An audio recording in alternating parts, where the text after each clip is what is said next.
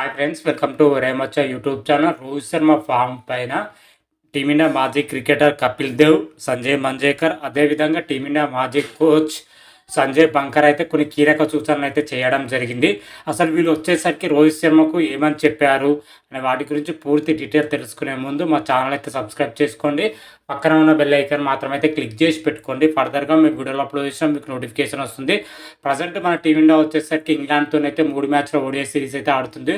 తొలి ఓడియాలో టీమిండియా గెలవగా రెండో ఓడిఐ ఈరోజు అయితే మధ్యాహ్నం 1:30 అయితే ప్రారంభం కాబోతుంది. అయితే ఇది ఇలా ఉండగానే మన టీమిండియా కెప్టెన్ రోహిత్ శర్మ మాత్రం అయితే గత 6 నెలల నుంచి అయితే తీవ్ర ఫామ్ లేని లోటు అయితే కనబడుతుందని చెప్పుకోవచ్చు. ఫామ్ పైన అయితే టీమిండియా మాజీ క్రికెటర్లు కపిల్ దేవ్ కానీ, సంజయ్ బంకర్ కానీ, అదేవిధంగా సంజయ్ మంజేకర్ అయితే కొన్ని కీలక సూచనలు అయితే చేయడం జరిగింది. ముఖ్యంగా కపిల్ దేవ్ వచ్చేసరికి గత కొద్ది రోజుల నుంచి ఫామ్తోనైతే చాలా బాధపడుతున్నాడు. నేను అనుకుంటున్నా ఇంగ్లాండ్తో జరిగే 3 మ్యాచ్ల ఓడిఐ సిరీస్ తప్పకుండా ఫామ్లోకి వస్తాడు. అదేవిధంగా ఛాంపియన్ ట్రోఫీలో కూడా మంచి ప్రదర్శన చేస్తాడని అయితే నేను ఆశిస్తున్నాను. అదేవిధంగా ఛాంపియన్ ట్రోఫీ ముందు మన టీమిండియాలో ఉన్న లోపాలన్నీ అధిగమించి పూర్తి స్థాయి జట్టుతోనైతే బరిలో దిగుతుందని అయితే నేనైతే ఆశిస్తున్నానైతే చెప్పడం జరిగింది. అదేవిధంగా రోహిత్ శర్మకి అయితే ఆల్ ద బెస్ట్ కూడా అయితే చెప్పడం జరిగింది.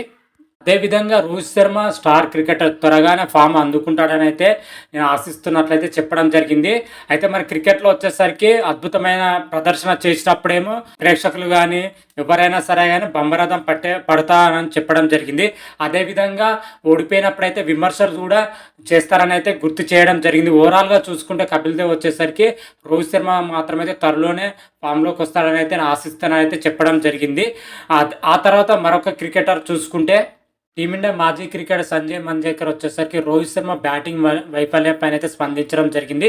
గత కొద్ది రోజుల నుంచి రోహిత్ శర్మ మాత్రమైతే తీవ్ర ఒత్తిడితోనైతే బ్యాటింగ్ వైఫల్యం అయితే ఎదుర్కొంటున్నాడైతే చెప్పడం జరిగింది.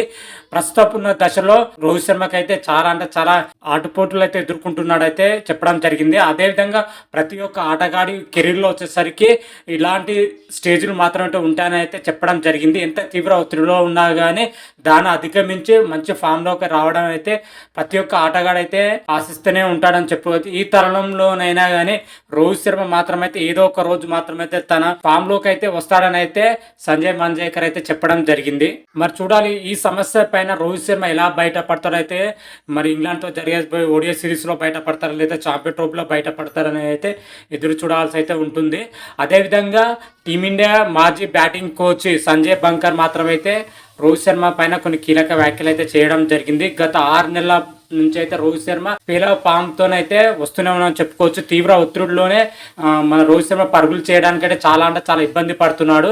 అదేవిధంగా రోహిత్ శర్మ వచ్చేసరికి ప్రజెంట్ పరుగుల పైన ఎక్కువ దృష్టి సారించడంతోనే విప్లవానికి ప్రధాన కారణం అయితే చెప్పడం జరిగింది.